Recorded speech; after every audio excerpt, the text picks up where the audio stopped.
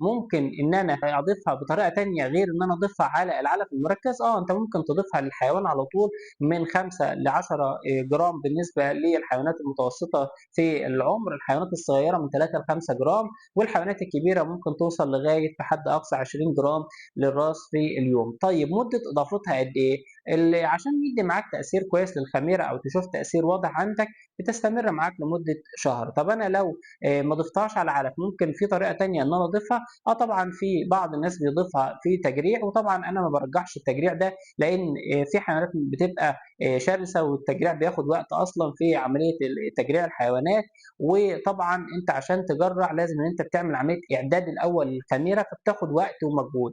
طب بنعدها إزاي يا دكتور؟ بتجيب يا إما إن أنت بتدوبها في مَيّة، بتدوب الخميرة حوالي 100 جرام أو 200 جرام في 2 لتر مَيّة، وتبدأ إن أنت تجرّع الحيوان بيهم، أو إن أنت ب بت بتضيفها أو بتدوبها في مُلاس مخفف بالمَيّة بنسبة 1 ل1، يعني هاجيب 100 مللي من المُلاس وأحط عليهم 100 مللي مَيّة، أو إن أنا أخففه أكتر من كده ل4 أضعاف، أيًا كان أنت بتستخدم مادة حاملة زي المُلاس أو المَيّة للخميرة بتاعتك، وبعد كده تبدأ تجرّع الحيوان. جرين جلوب، علف مضمون، إنتاج مضمون، وما تربيش وخلاص.